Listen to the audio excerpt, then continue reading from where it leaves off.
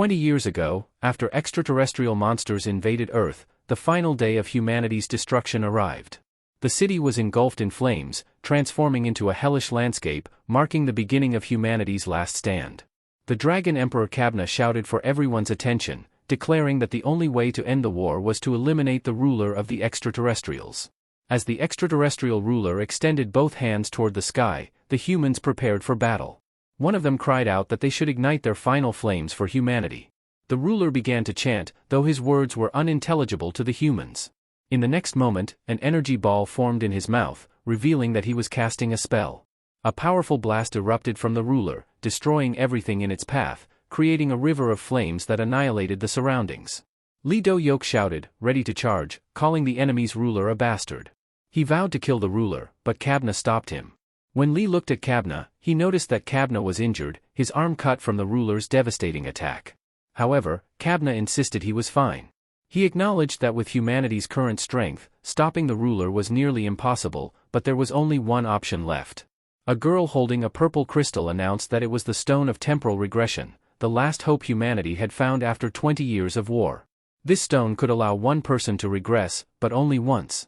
Cabna told everyone that only one person could use the Stone of Temporal Regression, and it had to be Lee Do-yok. Lee was taken aback by this decision. A yellow-haired man asserted that if anyone could do it, it was Lee, the greatest genius hunter in history. The girl extended her arm, holding the crystal, and pleaded with Lee to carry the future of 8 billion people on his shoulders. Gritting his teeth, Lee Do-yok reluctantly agreed. He took the Stone of Temporal Regression, which floated in front of him, surrounded by energy. Lee expressed his hope that in the next life, they would all reunite with smiles. As he activated the regression stone, Cabna and the girl were awestruck by the light emanating from it. The energy enveloped Lee's body, penetrating him, and the light from the stone expanded, covering the area. In the next scene, Lee lay unconscious with a hole in his chest. The girl mournfully declared that Lee was gone. However, both she and Cabna smiled, feeling a sense of reassurance. The girl mentioned that she strangely felt relieved, while Cabna remarked that the bastard, referring to Lee, would now have to face all the hardships alone, as their task was complete. Yet, the girl disagreed, insisting that there was still one thing left for them to do. They needed to confront the rulers of the terrestrial and at least put up one last fight, even as the enemy grinned in anticipation. Cabna concurred, and the battle reignited, with the terrestrials charging toward them. He noted that a long road lay ahead. As they charged into battle, Cabna urged that this time, they should have some fun. The scene shifted to a city where an alarm beeped repeatedly. Lee awoke in a small, affordable housing unit in South Korea, typically occupied by students, exam takers, or those on a tight budget. He questioned whether he had actually succeeded in regressing. Suddenly, he clenched his fist, thanking his luck for returning at the perfect time. There were about 7 months left until the event. In the meantime, he needed to train his now pathetic body and gather supplies to survive the impending outbreak. As he put on his jacket, he realized that the lives of 8 billion people rested on his shoulders. This time, he had to awaken along with the first outbreak. Determined, Lee donned his jacket, resolved to perfect his body by the time that moment arrived. 7 months later, at Buchan Mountain, the time had finally come. In exactly 1 minute and 30 seconds, a wormhole would appear, and Lee stood in front of it, waiting. He held a crowbar, acknowledging that compared to his prime, his body was still far from ideal, but at least it met the minimum requirements. In 1 minute, the wormhole would open on the rock ahead, releasing an immense surge of mana. Like a baptism, it would forcibly unlock the human body, engraving something called an awakening circuit, a passage for mana. However, the problem was the alien scouting forces that would emerge with the wormhole. In Korea, these consisted of gigant ants and quad cockroaches, which had been nothing more than trash mobs during Lee Do-yok's prime. But for newly awakened hunters, even 6 of them would struggle to take down just one. Still, with his experience, Lee should be able to handle them. He began his countdown as the wormhole was about to open. With 3 seconds left, he positioned himself in a fighting stance. When the time ran out, he pointed his crowbar at the rock, but to his confusion, a crow cawed, and nothing emerged. Sweating, he rationalized that a 10-second margin of error might be possible, so he decided to wait a little longer. However, as night fell, he cursed at the rock, exclaiming, "Damn it, it's been 10 hours already." Confusion washed over him as he wondered what was going on. As it started to rain, he thought he must have gotten the date wrong and resolved to return the following day. Yet, what was supposed to be just a day turned into a week. During that time, he grew a beard and mustache from waiting. Hikers began to notice him and urged him to go home, suggesting he looked crazy. A month passed, and he became somewhat of a tourist attraction on Buchan Mountain, earning the nickname Buddha of Buchan Mountain as people started taking pictures with him. Then, half a year slipped by. A reporter announced that there was a monk meditating on Buchan Mountain for 6 months, with prayers being offered by parents with kids preparing for exams, who came to make wishes. He appeared on television, prompting a girl to ask her mother if the man on screen was her brother. The mother was shocked and confused about what he was doing there. Despite this, the world remained unbelievably peaceful. His mother called his father, exclaiming that she had finally found Lee Do-yok. After that long wait, 3 months later, Lee started a job at a construction site. A man from above asked if he wasn't coming, to which he replied that he was. He had become a manual laborer. Mad Dog, Wild Hound, Fighting Demon, Copy Ninja Kakashi, Genius, the first slayer of a Dominator, God of War, one of the 9 heroes, over 10 years as a hunter, Lee Do-yok had earned countless titles that defined him. Yet now, he found himself being called a laborer. He thought this was so humiliating. How could he possibly face others like this? Regardless, for the past 6 months, no matter how long he waited, the outbreak had never happened. No alien species, no awakened individuals, none of it existed in this world. Eventually, he had no choice but to accept it. This Earth was different from the one he once knew. He thought to himself that sure, parallel universes and the multiverse theory were all the rage, but he never expected to end up in one himself. Still, the fact that the outbreak never happened, it was great news for the people of this world. Even if it meant that all those years of struggle with his comrades were in vain, at least it was now peaceful, and he agreed that it was how things should be. Closing his eyes, he considered that maybe he could enjoy this peace, even if just for a little while. Suddenly, his phone rang. He opened it to find a web notification from a bank. Mr. Lee Do-yok, your installment loan payment of 2,138,465 won is scheduled for withdrawal on July 30th. Another notification indicated that his loan was overdue, with an outstanding balance of 146,948 won as of July 26, 2024. Displeased, he read through 2 more messages regarding his loan. A little while later, at the Lee household, his sister asked him to sit down for a moment. Lee Jian, his younger sister, was visibly angry. She demanded to know what the heck he had been up to lately. "Where does a jobless bum like you even run off to all the time?" she exclaimed, adding that he had been buying all sorts of weird stuff, including gas masks, for the past year. Growing more furious, she asked if he had gotten involved in a pyramid scheme. Grabbing him by the shirt, Lee Jian reminded him how a year ago, he had suddenly run out of his apartment, shouting that the world was ending. He had spent tens of millions of won hoarding supplies in an underground storage. "Do you have any idea how worried Mom, Dad, and I were?" she asked. Lee Do-yok made an ugly face, thinking that damn, he hadn't anticipated that the world actually wouldn't end this perfectly. A flashback unfolded, showing Lee Do-yok and the Resistance's plan, which had been simple. The scene depicted Lee talking to Kabna. Kabna advised him to borrow as much money as possible, whether from loan sharks or other sources. He needed to take out every loan he could to prepare for the outbreak. Lee Do-yok then asked what the next step was. Kabna replied, "Who cares about that money? It comes after the outbreak." Kabna remarked that once the outbreak occurred, the whole world would be doomed anyway, and who would still be running around collecting debts? But the world didn't end, and most likely, it would continue on peacefully. In other words, he couldn't just ignore the money he borrowed. The scene shifted back to Lee and his sister, still shouting at him, pointing out how he was crying as if he had actually done something right. Jian sighed and mentioned that he had been working manual labor jobs lately, so he was just trying to pay off that pyramid scheme nonsense. She added that she would pay him if he helped her with her streaming. Lee Do-yok looked confused and asked if she meant that strange thing where she wore a weird helmet on her head. Jian explained that she needed help to beat a 2-player game this time. Lee was surprised, admitting he had never played a game before. Jian reassured him that he was always good at sports and would get used to it quickly. Besides, she didn't have anyone else to ask. Lee sighed, saying to forget it, and asked how much money she even made from streaming. Jian replied that she made 15 million won. Hearing that, Lee was shocked. Jian showed him her phone, revealing that her channel had only been running for a few months, yet she was already making 15 million won a month. She stated that she would give him half of that.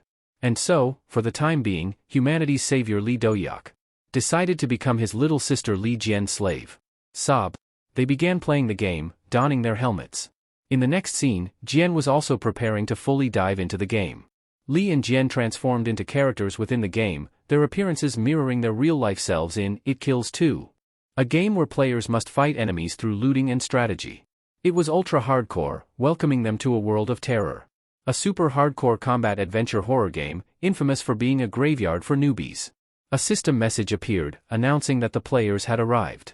Lee Do-hyuk and Jian stood in front of a tall house, and the system stated that the game was about to begin. They found themselves in front of the eerie and creepy ruins, while viewers commented on their live stream. Jian advised her brother to stay close to her, though she appeared more frightened than he was, prompting comments from viewers noting how scared she looked.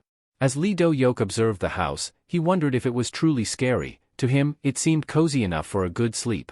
Meanwhile, Jian trembled beside him, asking him to walk slower. They began to enter, and Lee advised her to carefully follow him. The viewers continued commenting, with one saying that Jian was adorable when scared. As they stepped onto the stairs, a system message appeared, providing a tutorial about what had happened in the house. Lee exclaimed, "What the hell is this?" and swiped the message away, skipping the tutorial. Jian, growing more frightened, pulled at her brother's face, insisting he was crazy for skipping the tutorial when the game was already difficult. He smiled sheepishly, scratching his head and apologizing, explaining that the system message was blocking his view, and he acted without thinking. Jian clenched her fists, declaring it was her fault for trusting a newbie. Viewers teased them in the comments. Suddenly, Jian turned to the viewers, asking for tips since she hadn't looked for any guides. The viewers responded that they would learn by dying and that first, they needed to farm weapons while searching for clues. Reading the comments, Jian noted that a flashbang was a key item and that they should run from the boss. Another comment emphasized that, above all, the choice of difficulty was crucial, absolutely no reality mode. A system message appeared in front of Lee, presenting the difficulty selection. To the viewer's shock, he selected reality mode. Jian burst into tears, shouting at him for making that choice. Lee explained that he had merely touched the doorknob to see if the door was open, and then something strange had popped up, referring to the system message. One viewer commented that this sibling sitcom was fantastic, while another noted that the first clear attempt was destined to be a disaster. Jian was stunned to see that over 1 million won had already been bet on the first clear. A system message then appeared, stating that a viewer named Lipsju had ordered a 1 million won mission. If they cleared reality mode in 3 tries with 47 minutes remaining, another message indicated that a viewer named Protectju had ordered a 500,000 won mission, which they could take when they cleared reality mode, no limit on tries, with 47 minutes remaining. The siblings suddenly transformed into characters straight out of JoJo's Bizarre Adventure, exuding confidence as they received orders from the big spenders in the viewer comments, Lipsju and Protectju. Lee Do-hyuk agreed, declaring that despair before them was but a luxury. He boldly began to open the door, while viewers laughed at their exaggerated expressions. To their horror, an upside-down hanging corpse appeared in front of them. Jian let out a loud scream, quickly hiding beside her brother. The viewers urged them to search behind the corpse. Jian insisted that Lee should do it, and he discovered an axe. One viewer pointed out that there was also a pistol nearby. Lee Do-hyuk found it and tossed it to Jian, but she quickly replied that she wasn't confident with guns. He then asked if she felt confident with the axe, since she would need to hit their opponents directly. Surprisingly, Jian suddenly became resolute and mentioned her dream of becoming a gunslinger. Just then, monsters began to surround her, and one leapt towards her. In a panic, she cried out and gestured for her brother to look away as Lee jumped in to save her, blocking the monster's attack. The viewers were amazed as Lee Do-hyuk cut off the monster's hand, which shrieked loudly in response. He retaliated by forcing the monster's hand into its own mouth, piercing through its brain. Comments flooded in, with viewers exclaiming how crazy it was that he took the monster down in one shot. 3 more monsters then charged toward Lee Do-hyuk. Fearless, he faced them head-on as they continued their advance. In the next scene, Lee moved with the agility of an assassin, dispatching all 3 monsters with ease. The viewers couldn't believe what they were witnessing, commenting on how insane it was. After the chaos, Lee sighed, glancing at his sister to see if she must have been really surprised. However, Jian was shocked not by the monsters but by Lee's prowess. She accidentally fired the gun at him in her astonishment. A system message appeared, stating that the mission had failed because the player had died. Jian, tears streaming down her face, apologized to Lee Do-hyuk, insisting it was a mistake. Just then, another system message appeared, asking if they wanted to restart the game. The viewers erupted in laughter, one even donated 1,000 won, while another commented that this was the most epic comedy ever. The scene shifted to a building where a man was in disbelief, stating that he couldn't believe someone could defeat monsters that easily. The man, Black Oak, a streamer specializing in horror games, noted that he could only handle 2 neck huggers at most in reality mode. He marveled at how Lee had taken down 4 monsters instantly with just an axe, wondering what this person's name was. As the game loaded again, the siblings found themselves back in front of the scary house. Jian apologized once more, claiming it was a mistake, while Lee Do-yoke appeared more annoyed. The viewers commented on his reaction. "It's okay," Lee said, acknowledging that it was his mistake as well. He pointed a finger at Jian's forehead, teasing that he shouldn't have given a gun to a dimwit like her. Jian apologized again, assuring him she would do better next time. Lee replied that there was no next time for her, instructing her to just follow him and mentioning they needed to move quickly this time.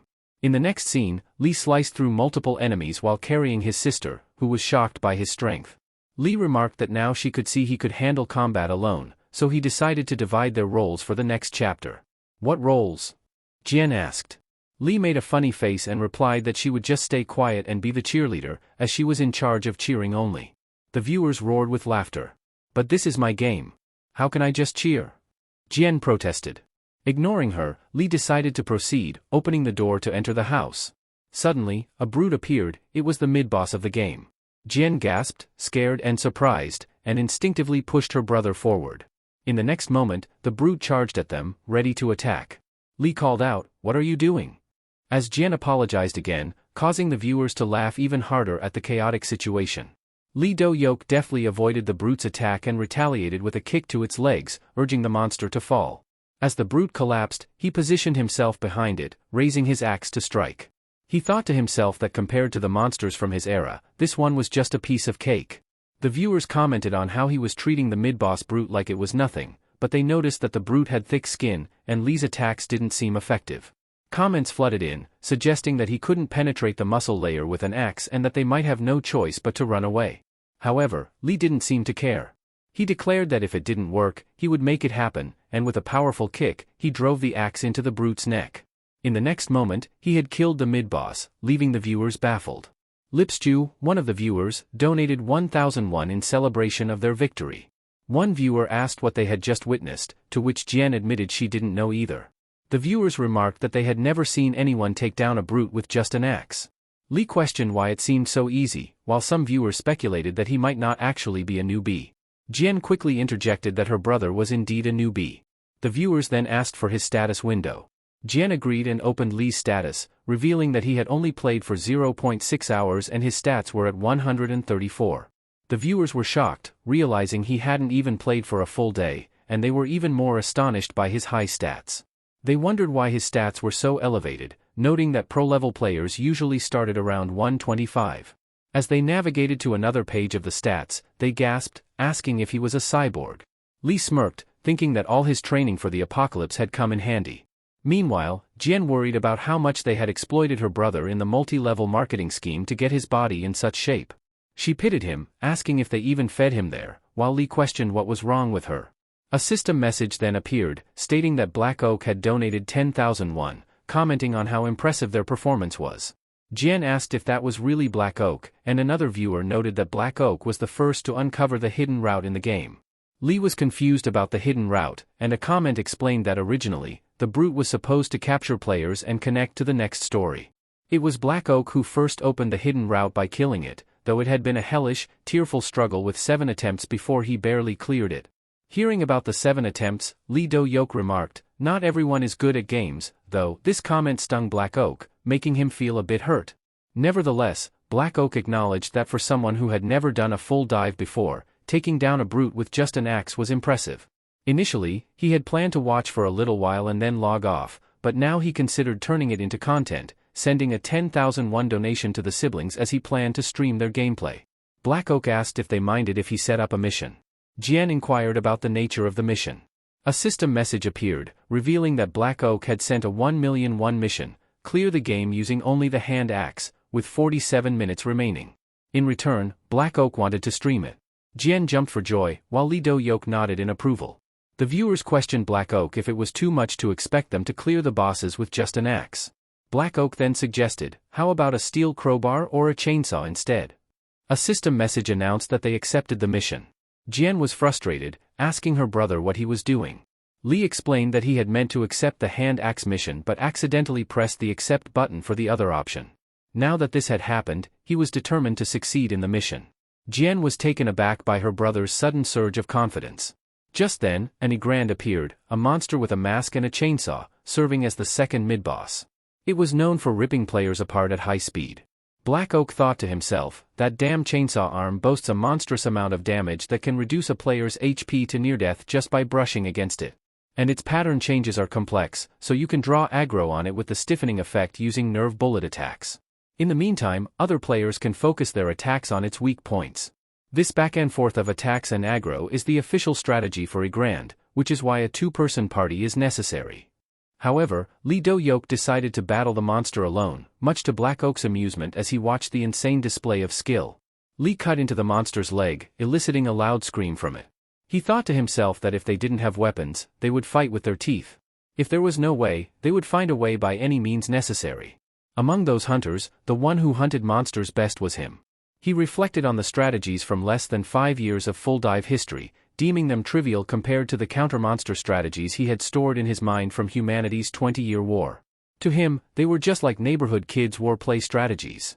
To counter the attacks of fast monsters, all one needed to do was break their source of mobility. Once you stripped the enemy of their balance and speed, the final blow should be aimed at the neck, the weakness of humanoid monsters. That's where you strike. With determination, Lee struck the monster again, but this time the axe got stuck in its arm. The monster retaliated, gearing up to attack. Jian, seeing her brother in danger, shouted in a panic, acting as if she were trying to save him. At the last moment, Lee Do-Yok evaded the attack and sprang onto Igrand's arm, the one wielding the chainsaw, bending the weapon with immense force. Sensing danger, Igrand instinctively raised his other hand to shield his head. But with a sharp, determined gaze, Lee declared that if an opponent's defense was strong, the solution was simple: attack even harder. Using the bent chainsaw as a foothold, he launched himself forward at astonishing speed, delivering a single, decisive strike that severed Igrand's head. After the battle, he casually remarked that there had been a trick to it. Jian ran up to him in excitement, celebrating their victory over the monster. Meanwhile, Black Oak transferred a sum of money to Lee Do-Yok and asked him to explain how he had won. Lee replied that it was much simpler than they might expect. He had analyzed the direction and speed of Igrand's leg movements, targeting the stationary leg to slow him down significantly. By closely observing his shoulder and hand movements, Lee could predict his next attack. After dodging the incoming strike, he countered with an immensely powerful blow. Viewers watching the fight were in awe, marveling at his skill, but Lee dismissed their amazement, claiming it was actually quite easy. When asked if he could dodge bullets the same way, he nonchalantly responded that avoiding bullets was even simpler. Since they traveled in a straight line, all he needed to do was track the direction of the gun barrel or deflect them with his axe. The viewers told him there was no need to explain, as he was likely the only one capable of such feats. Just then, Jian called out, pointing out a path leading downward. As they descended the stairs, she handed Lee another axe, mentioning she had found it for him. He took it and commented that it reminded him of the days when he had used such weapons to slay countless monsters. However, before he could reminisce further, Jian quickly warned him of an approaching threat. As he turned, he was met with the sight of a massive horde of zombies. Yet, he remained completely unfazed. With precise, fluid movements, he began decapitating them one by one, leaving the viewers stunned. These were enhanced zombies, yet he was cutting them down effortlessly. He explained that there was no difficulty in it. He simply dodged their attacks first and then focused his strength on striking their weak points, their necks. The viewers were shocked by the overwhelming number of zombies, noting that this stage was only supposed to have 10 of them, not an entire horde. Lee, unfazed, remarked that it simply meant he would have to put in a little extra effort. Without hesitation, he spun at incredible speed, cutting through the swarm in a single sweeping motion. However, this maneuver had a major drawback: it left him extremely dizzy afterward. Once the zombies were dealt with, Jian approached him, holding a document she had discovered. It contained details about a cure that could end the crisis that had turned humans into zombies. She opened the notebook but struggled to read it due to bloodstains covering the pages. After some effort, she managed to decipher part of it, revealing that the outbreak was caused by a mutated strain, and that the antidote was inside a car parked at the entrance. Before entering the haunted house, their only task was to retrieve the antidote, spread it inside, and once it dispersed, it would significantly weaken all the zombies. Lee Do-Yok remarked that it didn't sound too complicated and suggested they go ahead with the plan. However, Jian hesitated, worried that they could lose everything they had accomplished so far. He reassured her, pointing out that they would have had to fight these zombies eventually anyway. Just as they were about to move, Black Oak sent them another 10,000 won and issued a challenge to defeat the next boss without using the antidote. Realizing there was money on the line, both Li Do-yok and Jian immediately agreed. Upon reaching the building's lowest level, they noticed the cracked floor beneath them. Li told Jian they would likely need to jump through the gap. Without hesitation, he hoisted her onto his back and leaped into the hole, landing in an underground chamber. The moment they arrived, an unbearable stench filled the air. Li commented that it reminded him of the time he had to hide in the sewers to escape from alien creatures. Suddenly, a sewer rat scurried past them, making Jian recoil in fear. In contrast, Li was thrilled, eagerly stating that if he cooked it into soup, it would taste amazing. However, their situation quickly escalated as a swarm of giant rats emerged, intensifying Jian's panic. Meanwhile, Li faced them with pure enthusiasm, slashing them down one by one, delighted at the thought of feasting on their meat. Just as he was about to take a bite, Jian screamed at him, insisting he must have lost his mind if he was seriously considering eating rat meat. Ignoring her protests, he was about to sink his teeth into it when a monstrous creature suddenly appeared and smacked the piece of meat right out of his hand. Before they could react, two game bosses emerged, an unexpected twist that shocked the viewers, as these were not supposed to be the bosses for this stage. Jian panicked, urging Li to run since they were now up against two bosses instead of one. However, Li was still devastated over losing his meal, completely unfazed by the towering monsters before him. With tears in his eyes, he muttered in disbelief, wondering how they could dare ruin his food. And so, the battle against the two bosses began. As the fight raged on, Jian speculated that there had to be a game error causing two bosses to appear at this stage. Black Oak quickly clarified that in real mode, the difficulty level adjusted based on the player's strength.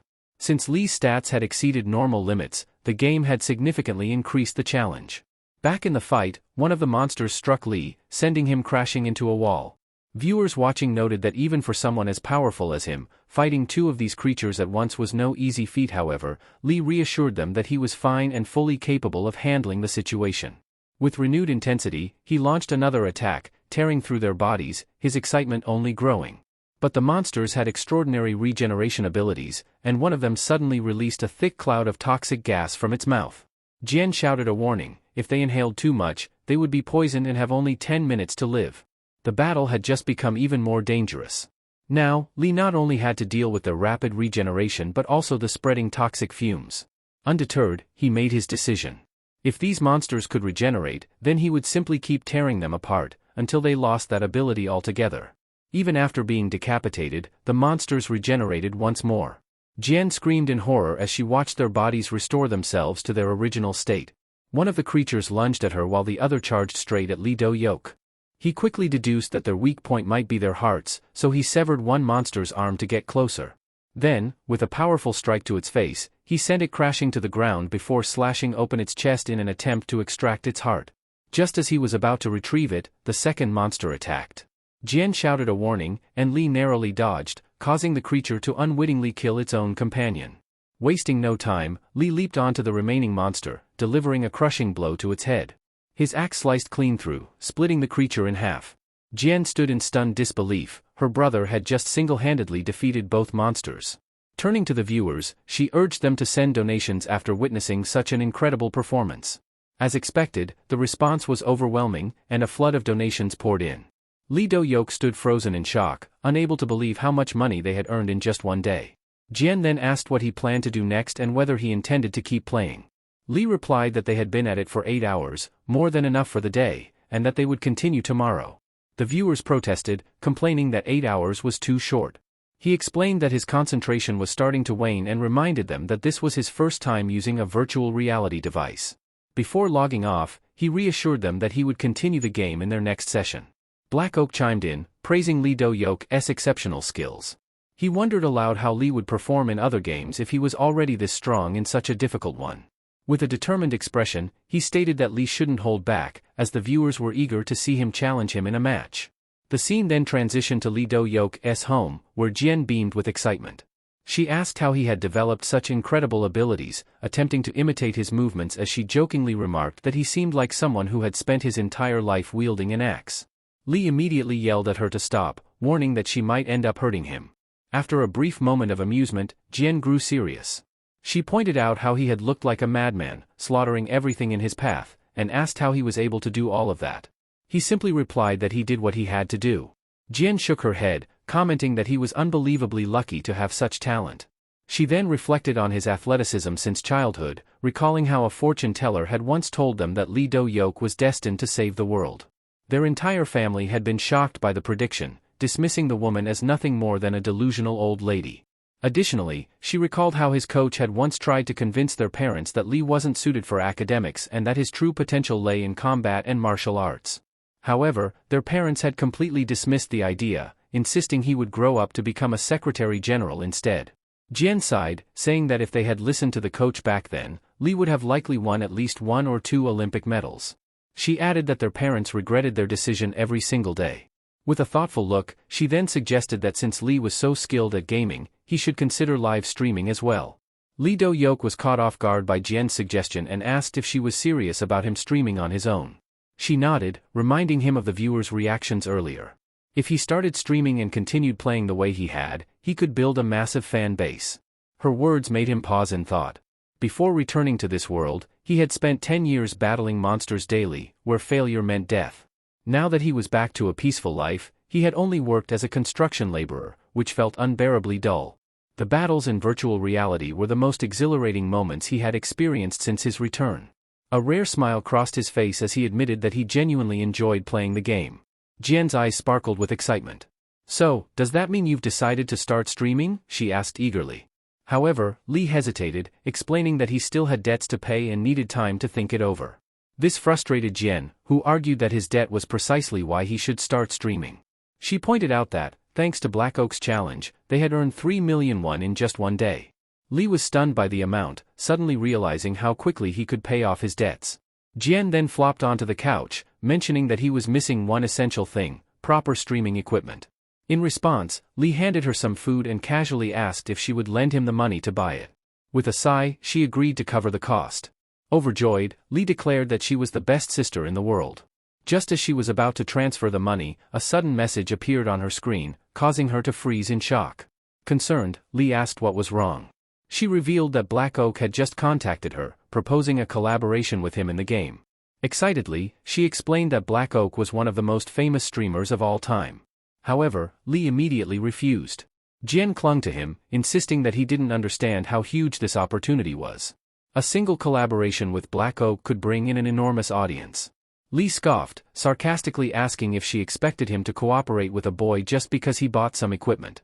He added that he had no interest in boys and accused her of being so obsessed with views that she was trying to force him into it. Jian was furious. "I swear, I should just kill you and be done with it," she snapped. The next day, a delivery truck arrived, and workers installed the brand new streaming setup in Lee Do-yoke's room. Meanwhile, Lee sat slumped over, looking as if he had taken a severe beating. Grumbling, he blamed Jian for not properly explaining what she meant by collaboration, as his thoughts had gone in an entirely different direction. Shaking off his irritation, he stepped into his newly furnished room and shut the door behind him. Since he had decided to play, there was no reason to hesitate. As he logged into the system, he noted that the streaming equipment had added another hefty expense to his debt, 20 million won. Still, as he reflected on his relationship with Jian, he couldn't help but smirk. They had been bickering since childhood, but her kindness always pushed him to do his best. He was determined to pay off his debts and buy her plenty of gifts in return. Powering on his device, he made a firm decision. This time, he wanted to play in game mode instead of real-life mode. Lee Do-yoke expressed his desire to choose a game that would compensate for the weaknesses he encountered in the haunted house. After searching for a while, he came across one that piqued his interest and considered giving it a try. However, the game was quite expensive, and since he didn't have enough money at the moment, he had no choice but to settle for the cheapest option available. Eventually, he found a fighting game reminiscent of the ones he used to play in his childhood. Its price was remarkably low, so he purchased it without hesitation. Excited, he entered the game and began examining his in-game stats. To his surprise, his strikes were strong enough to shatter the ground, and his movements were incredibly fast. After testing his abilities, he noted that while they weren't enough to make him truly superhuman, they still far surpassed those of an ordinary person.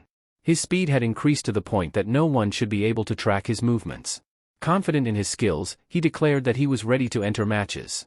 However, a notification popped up, informing him that his level was too low for ranked battles and that he needed to start with beginner challenges. Undeterred, he searched for a match and selected the character Lee Do-hyuk to begin his first fight. The scene then shifted to a duelist known as the Princess of the Sword, who effortlessly defeated her opponent with a single strike. With that, she completed her challenge and earned a monetary reward from her viewers. She then announced that she had some free time and was looking for another match. As the AI searched for a suitable opponent, it notified her that she would have to wait 9 minutes to find a match at her level. Frustrated, she grumbled about the long wait, worried that it would cause her viewer count to drop. One of her viewers suggested that she join an unranked match instead. Excited by the idea, she agreed, reasoning that waiting too long would be a waste of time. A new challenge was presented to her. She had to win 5 consecutive matches. She hesitated for a moment, commenting that this might be somewhat difficult, and tried to negotiate for fewer required victories. Her main concern was that ranked matches were too time-consuming, which was why professional players often switched to casual matches where they could easily defeat beginners. Some viewers mocked her, pointing out that she had lost her previous match. Annoyed, she quickly clarified that her defeat wasn't due to her own weakness. Her opponent had used their main character, whereas she had not. Determined to prove her skill, she switched to her strongest character and declared that she would show them what a true professional looked like. The Princess of the Sword then set up a one-on-one duel in a volcanic battlefield, facing an opponent named Han, played by a platinum-ranked player. She noted that while Han was easy to defeat, he had highly effective and user-friendly moves, making him one of the top 3 most used characters in the game. Han attacked first, specializing in martial arts combat, but she effortlessly dodged his strikes. Stepping back, she acknowledged that martial artists had superior control in close combat. However, as a magic user, she needed to maintain distance while fighting, something she intended to take full advantage of. At that moment, she swiftly cast a long-range spell, an incantation of pure light that temporarily blinded Han. Seizing the opportunity, she hurled her magic staff straight at his head. Stunned, he clutched his nose as blood trickled down, protesting that what she had done wasn't real magic at all. However, before he could react further, she closed the distance, grabbed his arm, and smirked. Actually, that was the strongest kind of magic, she declared. Then, using her powerful physical magic, she flipped him onto his back and retrieved her staff. Calmly, she explained that extraordinary physical magic was merely a distraction, as real magic required time to activate.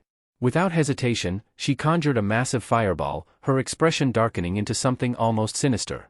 A chill ran down Han's spine as he whispered, "Oh, the most merciful, the most compassionate," before desperately trying to flee. Calling her ruthless, he attempted to escape, but she paid no attention to his pleas, gleefully bidding him farewell. Moments later, a deafening explosion consumed the battlefield, sending waves of excitement through the spectators as they watched her mercilessly dominate novice players. Satisfied, she remarked that her opponent had been far too easy and eagerly continued her quest for 5 consecutive victories. Soon, her second challenger entered the arena, a player controlling the character Steve, who was, in fact, Lee Do-hyuk. As the match began, he moved toward the Sword Princess at a sluggish pace, drawing laughter from the spectators. His peculiar actions, striking the ground oddly and staring contemplatively at the lava, gave the impression that he had no idea what he was doing. The Sword Princess hesitated, suddenly feeling a pang of guilt. Was she really about to crush someone who had just entered the game? Her viewers, however, quickly reminded her that bullying beginners was frowned upon. Letting out an exaggerated evil laugh, she shrugged. "I do want to," she admitted, "but my goal is to complete this challenge. I didn't expect my opponent to be this." Inexperienced, with renewed enthusiasm, she announced the start of the match. The spectators were stunned, remarking that it had been a long time since they had seen a true beginner. Many predicted that after what was about to unfold, he would delete the game entirely. As the countdown ended, Lee Do-hyuk suddenly dashed forward at an incredible speed. The Sword Princess effortlessly dodged his attack, scoffing.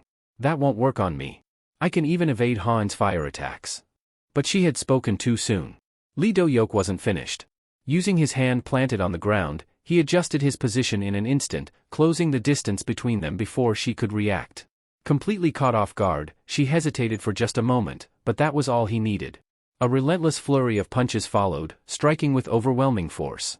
Within seconds, the battle was over. The Sword Princess had lost without landing a single hit. The spectators were in utter disbelief. A novice player had just annihilated a seasoned professional. Silence filled the chat before it erupted in shock and amusement. Determined, the Sword Princess immediately demanded a rematch, much to the audience's amusement. They sarcastically pointed out that instead of securing 5 consecutive wins, she might end up with 5 consecutive losses. Ignoring them, she confidently insisted that her previous defeat was simply due to underestimating her opponent and letting her guard down. There was no way Lee Do-hyuk was a beginner. He must have created a fresh account, just like she had, to farm wins against newcomers. Refusing to accept another loss, she switched to her main character, boldly declaring that this time, she wouldn't take a single hit. The spectators laughed, teasing her for resorting to her strongest character after just one loss. Irritated, she snapped back, assuring them that if she took the fight seriously, she would absolutely win. Drawing her sword, she narrowed her eyes. No more holding back. Watch closely. I'll show you what I'm truly capable of. Turning to Lee Do-hyuk, she analyzed his skills and remarked that he wasn't a high-ranked player, perhaps he was somewhere around the diamond tier or close to it. However, his playstyle felt unfamiliar, vastly different from the seasoned players of this game. This led her to suspect that he might be a professional from another game who had only recently decided to try this one. Determined to prove herself, she took the initiative. "Let me show you how a real pro plays," she declared before launching a swift sword strike. But just as quickly, Lee Do-hyuk dropped low, dodging effortlessly. Anticipating his next move, she smirked. "I won't let you defeat me again," she vowed. Just as she prepared to counterattack, her sword aimed straight at him. He moved faster than she expected. Before the blade could land, he grabbed her wrist and delivered a direct punch to her face, exactly as he had in their first match. History repeated itself. In the blink of an eye, he struck again and again, overwhelming her completely.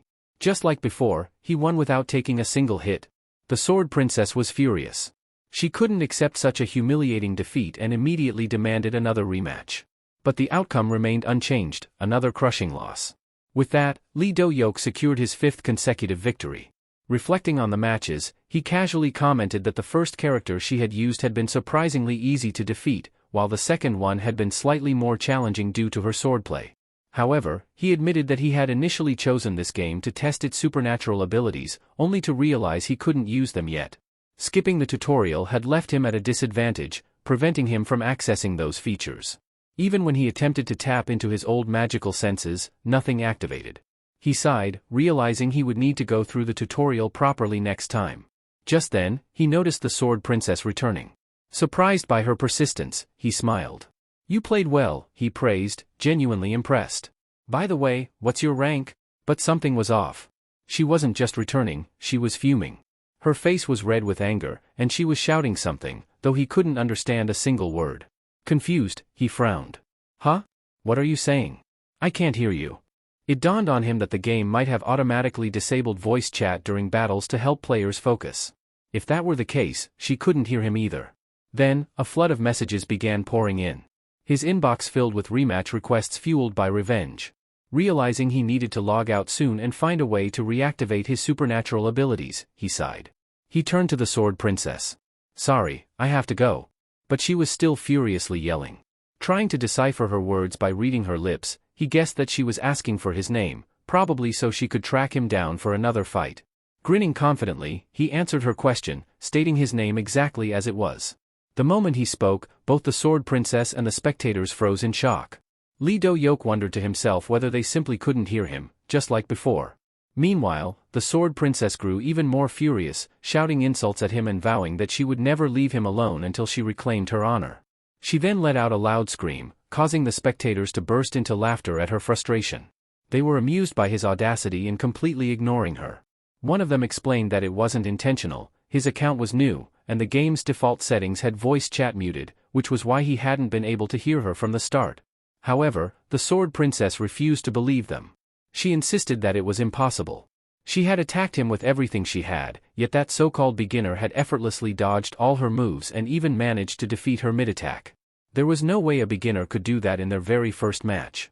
She was convinced that he had to be a professional who had deliberately targeted her. At that point, the spectators speculated that he might actually be a current pro player hiding his identity, possibly even Anatoly himself. This left the Sword Princess completely stunned. Anatoly was a legendary player, someone no one had ever managed to defeat. She commented that Anatoly's playstyle was defined by its perfection, while this player's combat pattern was completely unreadable, as if he was fighting without any fixed strategy. If her instincts were right, it meant he had predicted every move she made and countered them instantly. She added that such a thing was impossible, there was no way a player with such monstrous instincts could actually exist. She recalled their brief conversation when she had approached him again, how he had praised her skills and then asked about her ranking. She couldn't understand how he could have fought her without even knowing her rank when he could have easily assessed her level from their match. Meanwhile, the spectators continued to mock her, bringing up the humiliation she had just suffered, which only made her angrier. Enraged, she screamed at them to shut up. Meanwhile, shifting to Lee Do-hyuk, after several hours of gameplay, he had just returned from another match. He casually mentioned that this was his 14th victory before checking his rank. To his surprise, he had already reached diamond rank. He noted that every opponent he had faced so far had gone down in just 1 or 2 strikes. He also noticed that there were 2 ranks above him, assuming that once he reached the highest level, he would finally encounter stronger players. He then recalled the Sword Princess and acknowledged that her skill level was actually pretty decent. On a whim, he decided to add her to his friends list, just in case something happened. He wondered whether she would accept his request. Just then, he received a notification. Jian wanted to play the haunted house game with him. This reminded him of their agreement to continue the game together. Accepting her request, he transitioned into the game alongside her. Jian greeted her viewers, and one of them immediately asked if the boy next to her was the lunatic who wielded the twin axes. She confirmed it, saying that just by looking at his expression, anyone could tell it was him. He had the face of a madman. This irritated Lee Do-hyuk. He turned to her, demanding to know what she meant by that. Jian then explained that since their last session, that had become his nickname, Axe Maniac, and that he had become famous across all streaming platforms. With excitement, she announced to her viewers that they were about to start a live stream featuring the Axe Maniac, Lee Do-hyuk, as part of this adventure. Jian then asked if they remembered where they had left off last time, to which her viewers eagerly responded that they did. She continued by saying they would pick up right from where they had stopped. She then turned to Lee Do-hyuk and urged him to begin. However, he caught her off guard by suddenly grabbing his axe, making it seem as if he was about to strike her. Alarmed, she tried to calm him down and asked why he was doing that, only to realize that he wasn't aiming at her at all. He had actually thrown his axe behind her. When she turned around, she saw that his axe had struck a monster. Moments later, a horde of monsters suddenly appeared, overwhelming the viewers with their sheer numbers, especially since they weren't even supposed to spawn in this area. But to Lee Do-hyuk, this made no difference. He immediately launched an attack. As one of the monsters lunged at him, he swiftly grabbed its face and tore its head off with ease. Another one tried to attack him from behind, but he dodged just in time and followed up by decapitating it with his axe. However, the relentless creatures didn't give him a moment to rest, as another one charged at him while he was still on the ground. Reacting instantly, he smashed it with the severed head of the previous monster, sending it crashing to the ground. Lee Do-hyuk then resumed his rampage against the monsters, until he noticed something he hadn't paid attention to before. In the distance, there was a monster giving commands to the others. Without wasting any time, he dashed toward it at lightning speed and delivered a brutal axe strike, instantly severing its head.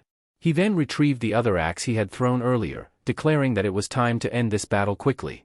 At that moment, a group of monsters rushed at him all at once, with another attacking from behind. But instead of feeling overwhelmed, Lee Do-hyuk was thrilled. He grinned, saying that he could finally continue from where they had left off last time. With a surge of excitement, he began slaughtering them, decapitating them with incredible speed using his signature spinning attack to take them down efficiently. However, this move left him feeling extremely dizzy. The viewers commented that he was still suffering from the after effects of this skill, to which Lee Do-hyuk responded that he was handling it much better than before. He then surveyed the area to check if any monsters were still alive. After carefully examining them, he confirmed that they were all dead. Turning back to the viewers, he told them to learn from this battle, specifically how he was able to defeat them so quickly by targeting their weak points. He pointed out how easily they were killed, to which the viewers responded that it was only because he had decapitated them. These monsters were notoriously resilient, to the point that even bombs couldn't take them down. Lee Do-hyuk replied, saying that based on their words, it seemed these monsters were designed to be taken down with melee weapons rather than firearms, which was why he had been able to defeat them so effortlessly. The viewers responded that none of them could fight the way he did or eliminate monsters as easily as he had. He explained that their attack patterns were ridiculously simple, they only moved in straight lines, making their movements too predictable. By anticipating their attacks, he could easily dodge and decapitate them immediately. Jian pondered, thinking that no ordinary human could do what he did, wondering what had caused him to change so drastically. Meanwhile, Lee Do-hyuk continued explaining his strategy to the viewers, while Jian secretly viewed him as a genius who simply couldn't understand the struggles of regular players. However, she didn't mind as long as the stream continued smoothly. She gently nudged Lee Do-hyuk, urging him to stop explaining and move on to the next stage. The scene then shifted to the Sword Princess, who was locked in a fierce battle, attacking her opponent with rapid sword strikes. He managed to block one of her attacks, countering with a deflection. He followed up with an offensive move that nearly struck her, but she pulled back at the last moment, narrowly dodging it. While still airborne, she taunted him, saying that he might be the one to die instead of her.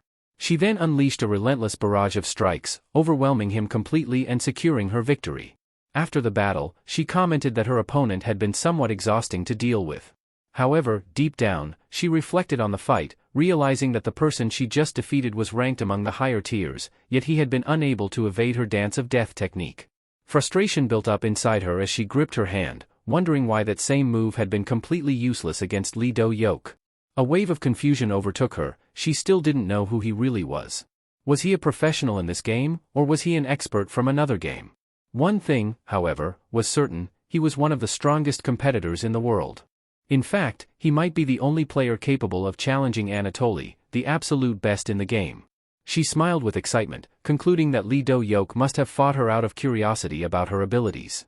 Just then, a notification popped up, a new friend request. She asked her viewers to wait while she checked who had sent it. But the moment she saw the name, her expression turned to deep frustration. The request was from Lee Do-hyuk. She immediately assumed he had changed his name just to mock her. The scene then returned to Lee Do-hyuk and Jian, who had arrived at the boss room. Jian approached a particular stone, explaining that this time, she had read all the instructions. By pressing it, the iron gate would open. As expected, the gate unlocked, and the two of them ascended the staircase. As they climbed, Jian informed Lee Do-hyuk that once they reached the top, they would be met with iron bars, behind which they would see a massive horde of zombies, along with the final gatekeeper, the one who protected the game's ultimate boss. However, the viewers sensed something was off. They didn't see the gatekeeper at the center of the zombies. Instead, they noticed that the figure in the middle was just an old zombie woman sitting in a wheelchair. The moment Jian laid eyes on her, she let out a loud scream, and the viewers appeared just as shocked by the sight. Lee Do-hyuk then observed the situation and calmly commented that judging by Jian's reaction and the viewers' responses, it was clear that this old woman was the leader of the monsters and was most likely the first person to be infected. This would explain her ability to command an entire army of zombies. He added that he felt like he had seen someone similar to this old woman before. Lee Do-hyuk then began recalling an old story, explaining that after the portals appeared, China had been divided into 6 nations, and one individual had acted as if they were the ruler of one of them. He also mentioned that this person had awakened a unique ability, one similar to a virus that infected zombies, allowing them to control anyone who became infected. This ability had allowed him to engage in battle against Qin Shao, the strongest person in China at the time. However, he was completely overwhelmed and defeated. That battle had proven that individuals with exceptionally high rankings possessed immunity to poisons and viruses. Lee Do-hyuk then remarked that the moment he saw the old woman, all these details came flooding back to him. He turned to Jian and asked if this elderly woman was the boss, but he was completely taken aback when the viewers responded that she was his wife. Jian explained that, based on what she knew, if they had failed to save Chloe within the allotted time, she would have rapidly aged due to the effects of the viral infection, ultimately ending up in this state. Lee Do-hyuk questioned whether they had been playing too slowly, to which Jian clarified that, on the contrary, they had been clearing the stages at an exceptionally fast pace. She then turned to the viewers, asking if anyone knew the reason behind this unexpected outcome. One of the viewers provided an answer that made them all feel like complete fools. They had forgotten to retrieve the serum and spray it inside the house when they entered through the secret passage. That serum was crucial, as it was designed to slow down the infection process. However, instead of using it, they had ignored its existence in favor of pursuing the massive reward offered by the Black Orc organization. Lee Do-hyuk then admitted that if that was the case, he was responsible for her transformation. The viewers confirmed it, bluntly telling him that, yes, he was the one who caused her demise. He remarked that there was no point in regretting it now. The only thing left to do was eliminate her, as she was the gatekeeper blocking their path to the final boss. Jian then asked the viewers if they would be okay with her revealing the full story. Since they had no objections, she began explaining the events. She revealed that Chloe had been the root of the problem from the very beginning. She was a researcher specializing in biological weapons for a private military organization and was directly involved in creating the mutation that had led to this entire catastrophe. Chloe's goal, along with her organization, had been to develop advanced biological weapons. However, she had attempted to smuggle the mutation out of the lab in order to sell it to a rival organization. She had been caught in the act, and as a result, she had ended up hiding inside this haunted house, desperately fleeing from her own organization. During her escape, she had become infected. Jian summarized the situation, stating that Chloe was responsible for inventing the virus, spreading it, and causing all the chaos. Lee Do-hyuk, excited by the revelation, responded that if they managed to eliminate her, it would mean they had completed the game. Jian confirmed that he was absolutely right. Without hesitation, Lee Do-hyuk gripped his axes and told Jian to open the bars so he could take on the zombies head-on. Jian pressed the button, and the iron gate began to open, intensifying the viewers' excitement as they eagerly anticipated the final boss battle. The moment the gate fully opened, hordes of zombies surged toward Lee Do-hyuk. He commented that this was the second time he had faced enhanced zombies. As he fought them off, he added that if these creatures alone were this powerful, then battling their leader should be relatively easy. The real issue, however, was that the number of zombies this time was twice as large as the last time he had faced them. The viewers began to speculate, stating that no matter how powerful Lee Do-hyuk was, he would never be able to defeat this boss. Despite their doubts, Lee Do-hyuk remained unfazed and continued his relentless battle against the zombies, cutting them down one by one without pausing to rest.